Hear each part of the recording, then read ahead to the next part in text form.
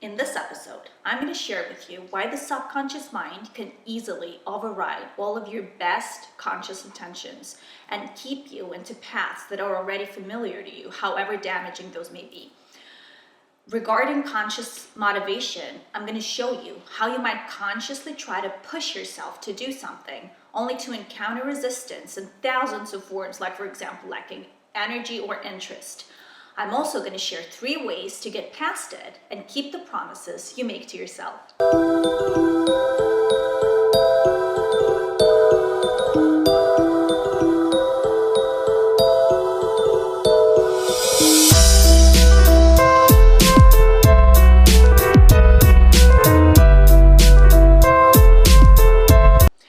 Our subconscious mind has this little cube circuitry called a homeostatic impulse. This impulse regulates bodily functions like temperature, heartbeat, blood pressure, hormones, chemical reactions, and so on and so forth.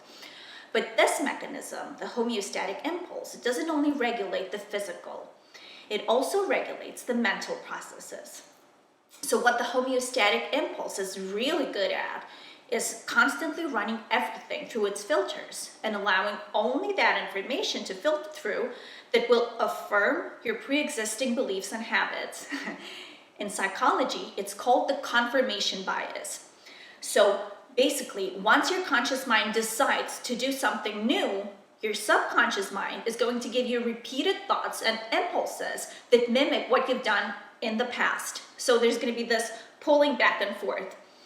In other words, it's going to raise hell to keep you in your comfort zone. It's going to work day and night to make your behavior fit a pattern consistent with what you've already experienced, with what you've thought, felt, and done in the past. The homeostatic impulse is not a bad thing. It doesn't do all of that without reason. Its main objective, I feel, is to keep us safe, to protect us. So how do you get past that impulse? What, for example, if you spend a mostly sedentary life and have now decided to start exercising? What if you've been repeating patterns of abusive relationships and have now decided to break out of those patterns and that cycle? What if you've decided to now eat healthy after a lifetime of eating junk?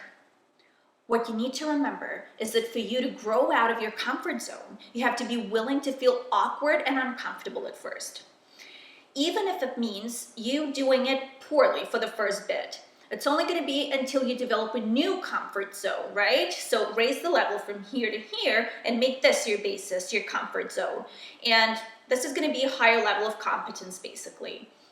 So what are some actionable steps you can use when sticking to one of your resolutions means a lot to you? Number 1, give yourself permission and accept that there might be resistance at first and that it's going to take an X amount of time to overcome that resistance. Your mind is going to throw a fucking tantrum at the beginning of starting a new habit. I know people who sobbed for the first 6 months on their way to the gym. When I first started meditating, I would just sit there and my mind would give me shit like, what are you doing? This is complete and utter bullshit. Those people who say meditation works are liars. This doesn't work. It's all lies, and so on and so forth. So accept that there's going to be a grace period where your comfort zone is basically adjusting. Don't call it quits yet. It's going to get easier. Number 2, in order to exercise what I call the trust muscle, you're going to start keeping one very small, emphasis on very small promise to yourself every day. It can be as small as meditating for 5 minutes, but no more than that, or maybe doing 10 jumping jacks as soon as you get out of bed in the morning. Something that has to be very small and very believable to your comfort zone so you can keep it and keep it up every day. That's going to start developing the trust muscle, and eventually you're going to start making the promises bigger, and the bigger promises are going to start seeming more and more believable to you. Number 3, try to observe your resistance. When you've decided you want to do something, but then your homeostasis impulse starts to come up with excuses, with this, with that, all the yada yada, and the mental chatter, with all sorts of mental crap that are going to keep you from achieving your goal, you start observing that. This is called self-awareness or self-reflection, and the part of your brain responsible for that is the prefrontal cortex. So a way of considering it, to be conscious is to think, right? To be self-aware is to realize that you're thinking, that you're a thinking being, and to think about your thoughts, right? It creates this separation. This is me thinking, and this is me observing myself thinking. This habit is going to develop the prefrontal cortex, and it's going to create a space between your thoughts, which are basically automatic right now, and your response to them, which cannot be automatic, right? So when you develop the prefrontal cortex, it creates this separation and this distance between the two. That's when you'll know that your resistance, for example, is just that, resistance. You're going to observe it and you're going to know, yeah, what? Look at this, it's just myself resisting. But by being able to observe, you're eventually going to arrive at a place where you're able to respond to it in a way that is actually beneficial to you. It's not going to be the automatic thing. You're going to start reflecting on on the response, on how you're responding to a situation. So a fourth bonus tip that I'd like to mention is intention setting when you go to bed at night.